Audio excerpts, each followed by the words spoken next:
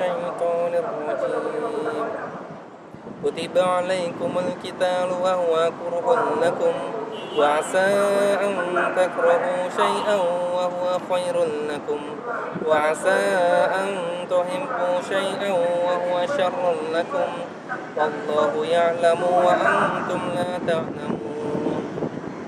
Al-Baqarah 216. Nahmaduhu wa nasta'inuhu wa nastaghfiruhu wa na'udzu billahi min shururi anfusina wa min sayyiati a'malina may yahdihillahu fala mudilla lahu wa may yudlil fala hadiya lahu. Allahumma shalli ala Muhammad wa ala alihi wa sahbihi ajma'in amma ba'd. Assalamualaikum warahmatullahi wabarakatuh. Saudara-saudariku yang dirahmati Allah Subhanahu wa taala. Dalam kehidupan sehari-hari kita dihadapkan pada situasi di mana kita ingin melakukan sesuatu yang baik. Kita tahu itu benar dan kita tahu itu harus dilakukan.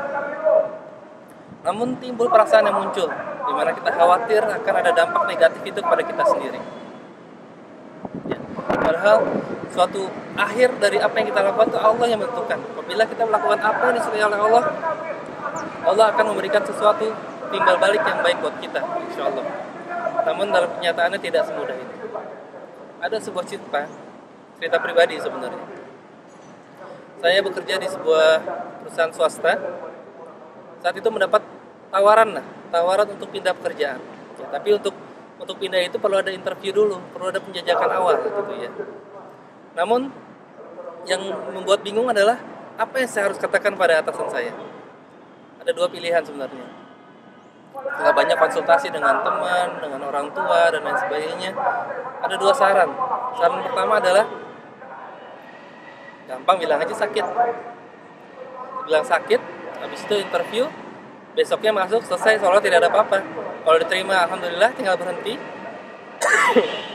Kalau tidak diterima, ya tidak masalah, kan bilangnya sakit gitu. Jadi di pekerjaannya sekarang tidak ada masalah. Lalu opsi yang kedua adalah bilang dengan jujur, bilang ke atasan, bos, maaf, saya ini mau interview. Jadi mohon izin berapa hari gitu ya untuk interview dan tunggu hasilnya, nanti kalau interview diterima saya akan pindah, kalau tidak terima saya akan tetap berada di sini. Itu sempat menjadi pemikiran yang memusingkan saat itu. Saya berpikir, waduh, kalau saya bilang sejujurnya pasti dampaknya negatif pada saya. Pasti di perusahaan itu nanti dianggap tidak setia, tidak akan dikasih peran penting lagi di perusahaan itu. Karena kita sudah ada gambaran akan pindah pekerjaan. Ya. Sempat pusing, sempat istiqoroh. Ya. Padahal istiqoroh ini sebenarnya sesuatu yang jelas antara benar dan salah ya, harusnya milih yang jujur. Gitu ya. Tapi saya dulu sampai istiqoroh, bingung dan lain sebagainya. Akhirnya setelah istiqoroh, berkat keteguhan hati, saya memutuskan mengatakan yang benar dengan sejujurnya. Pagi-pagi datang ke kantor, ketemuan dengan atasan, mengatakan langsung pada atasan, Pak, sebenarnya saya datang ke sini ada resiko, mengambil resiko. Saya ingin interview di tempat lain dan kalau diterima saya akan pindah. Saya tahu yang saya lakukan ini beresiko pada saya. Apabila saya lakukan itu, saya bisa jadi tidak mendapatkan peran penting di perusahaan ini, tapi itu tidak masalah. Ya. Apabila tidak terima, saya ingin tetap berada di sini. Tapi kalau saya diterima, saya ingin pindah ke perusahaan itu dengan alasan ini, itu, dan lain sebagainya. Lalu dampak yang saya bayangkan nih, bahwa atasan saya akan marah, bakal memposisikan saya di tempat yang tidak baik dan lain sebagainya, itu semuanya nggak benar. Ya Allah berkehendak lain.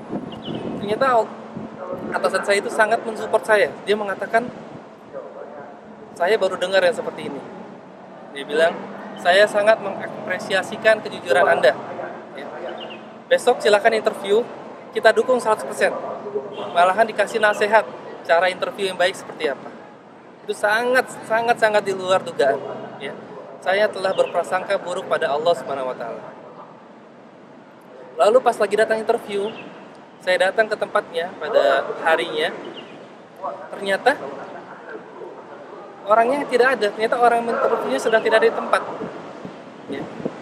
Sehingga saya harus kembali lagi ke kantor.